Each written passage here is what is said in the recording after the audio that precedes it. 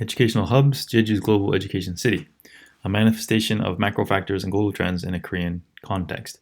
My name is Dugan Hinchi. So I'm discussing the global education city that has been created to address all of these macro and global factors in a South Korean context. As you can see, it is on an island, kind of a subtropical island south of Korea, and is in a close proximity to a lot of population centers in China, South Korea, and Japan.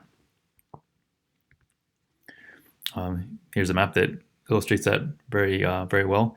Within a 2-hour flight commute, you could go to all these major cities or mega cities. What we're seeing are all these macro factors being manifested in this project. We have education that's been commodified in the sense these are international private schools that are for profit being offered to the public. There's hints of modern growth theory in that, where these other sort of education is a requirement of the new economy and what kind of knowledge workers we need. There's also a convergence of different ideologies with regards to neoliberalism and what education can do for the economy, or what it should do for the economy. And there's effects of the global education reform movement here too. Then you have large data sets or kind of compelling evidence from PISA results or the OECD economic reports on South Korea or other countries, and what their recommendations are for countries to do with their education systems to achieve what they perceive as the goals for that country. And finally, you have global branding. For example, the International Baccalaureate could be called a brand that is then franchised out to different international schools. So all of these huge factors have kind of created a physical city that has been built to address all these issues. And the stated goal of it is an educational hub of Northeast Asia that will provide a world-class education for Koreans or anyone who is willing to pay the tuition price for these schools. So in order to create this global education city, a corporation called the Jeju Development Corporation was set up, and they invested large amounts of money into infrastructure into an international city. And in the Korean context, the sort of, not sales, but the explanation of why this was happening was, one, to address the study abroad deficit, where Korean parents send their kids overseas. So all that money and labor and just educational cost goes to other markets and not to the Korean economy. And there's another issue where once these students return, they actually don't fit back into Korean society, or they don't return at all. So this faltering returnees problem is also an issue. So these sort of, the creation of this global education was sold to the Korean taxpayers on comparative evidence, where, well, if it's other places are doing it, or other countries have these international schools, then we should too. And all the macro factors that were just discussed is also, well, other places are doing it, so we should also step up and create this better education city to address these issues. And finally, Manchin has an interesting point where there are so many students in this area that schools compete, but not actually economically. So there's enough students for them to all fill their places and to run their programs, and they can actually have kind of unique niches around in education that will fulfill the requirements of different students and families and parents. So this is a little slide of the actual education city. Currently, there are 3 government-funded schools that also have home schools in other countries, and there's 1 private school which funded itself from Korea, the Korean International School. There is plans for a 5th school that will be Chinese American. I think it'll be Singapore based. And then there'll be a future university town also, which is being discussed. So before the global education city was built, this was woods. So it gives you an idea of the scale of this project and the amount of money that it took to actually get it going. Of the in the 4 schools, there's quite a few similarities. Branksome and North London Collegiate both offer the National Baccalaureate program.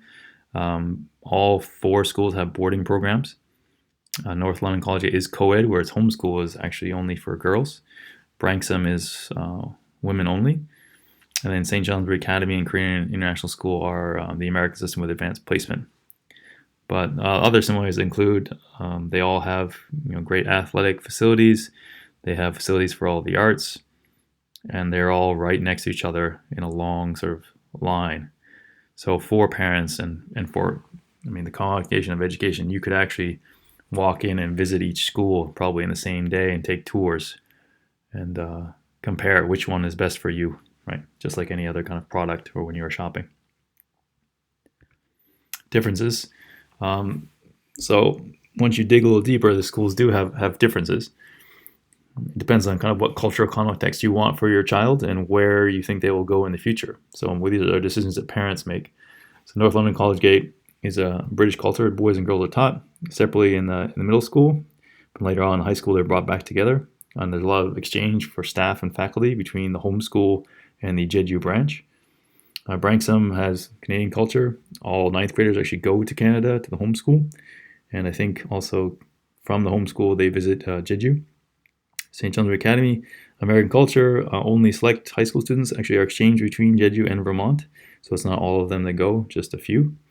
There also are some gap year students that come from the homeschool and then are proctors and interns for the Jeju branch. And finally, Korean National School, Korean culture, a very strong English language learner program and very strong sports teams. And that's sort of their niche that they've set up here. So really the parents can kind of decide which particular flavor or brand of international school education that they want.